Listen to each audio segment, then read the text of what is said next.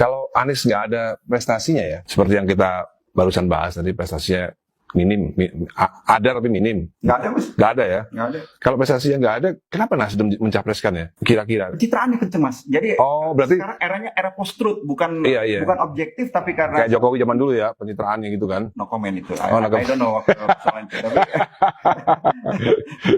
Oke. 5 tahun. Jadi Surya Paloh ini kemakan pencitraan ya. Dia mungkin nggak paham benar soal Jakarta mungkin. Kita nggak berani bilang gitu terhadap bagawan politik sekaliber Paman Surya Paloh. Waktu dia mengorbitkan Jokowi dia tepat, ya kan.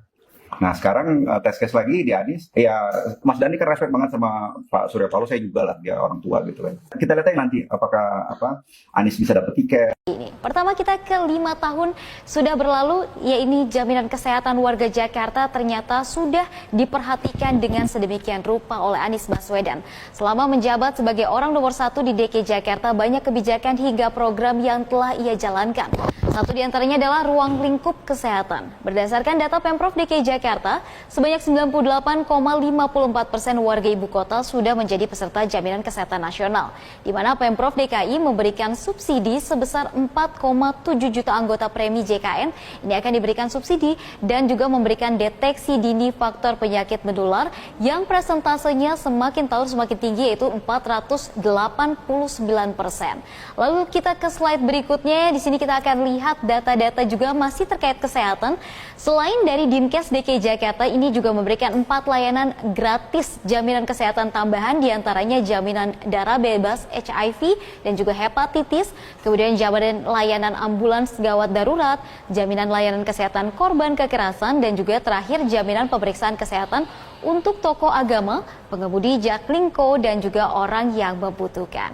Kita lihat atau beranjak ke ruang lingkup pendidikan di sini. Di bawah kepemimpinan Anies Baswedan, akses pendidikan di DKI Jakarta atau di ibu kota ini dibuat merata, di mana kartu pintar atau Jakarta Pintar Plus telah menyasar 800.000 peserta didik dengan jumlah uang bantuan yang diberikan sebesar 200 sampai 450.000 per siswa per bulannya.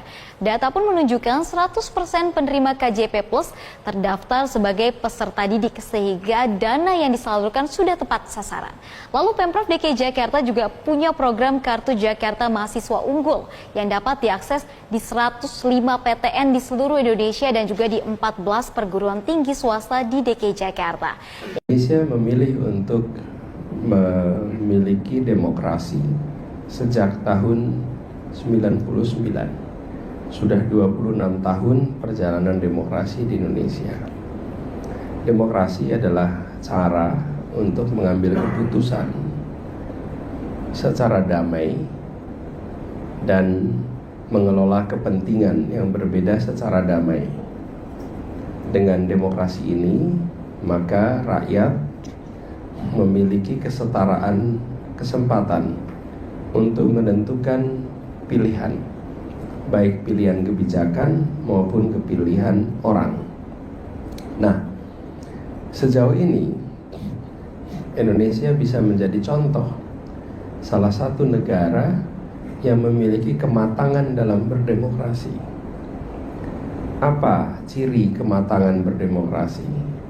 Kematangan berdemokrasi salah satu cirinya adalah pihak yang tidak menang mau menerima keputusan. Sejauh ini 26 tahun kita menjalani dan kita menyaksikan bahwa di setiap ada keputusan-keputusan besar, dari mulai pemilu untuk menentukan wali kota, gubernur sampai presiden, kalaupun terdapat dispute, maka dispute itu diselesaikan di Mahkamah Konstitusi, tidak diselesaikan di jalanan dalam bentuk perkelahian atau konflik. Artinya, bangsa Indonesia memiliki kematangan di dalam berdemokrasi dan menjunjung tinggi adab di dalam menyelesaikan persengketaan dengan diselesaikannya melalui sistem pengadilan, bukan melalui perkelahian di jalanan. Ini adalah satu prestasi kolektif bangsa yang kami boleh banggakan. Sehingga kalau dibandingkan di banyak negara, kematangan bangsa kita di dalam mengelola perbedaan itu cukup baik. Saya pernah mengikuti kontestasi pemilihan presiden, dan ketika Mahkamah Konstitusi memutuskan, maka saya memilih untuk mentaati keputusan Mahkamah Konstitusi walaupun kita tidak setuju, walaupun kita tidak suka. Tapi saya memilih untuk mentaati karena kami ingin kehidupan bernegara di Indonesia terjaga peradabannya dengan baik. Demikian. Kita mengambil sebuah keputusan, kita melihat beberapa faktor. Satu, barangkali terkait dengan apakah yang kita usahakan sudah maksimal. Kalau yang kita usahakan sudah maksimal, maka tidak ada lagi hal yang bisa kita kerjakan. Yang kedua adalah apa konsekuensi dari keputusan itu. Bila memutuskan untuk tidak menerima, konsekuensinya apa? Bila memutuskan menerima, konsekuensinya apa? Nah, pada saat itu saya melihat bila konsekuensinya tidak menerima. Halo teman-teman, berjumpa bersama saya di Danker 94 ya.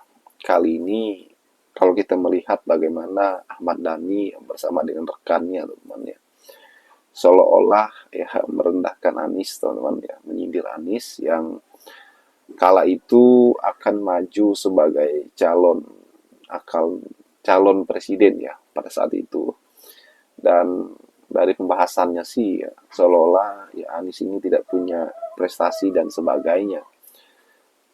Ya kalau kita melihat ya memang di mata para pembenci Anies ya, Anies selalu menjadi tokoh yang tidak punya prestasi ya, seolah-olah ya.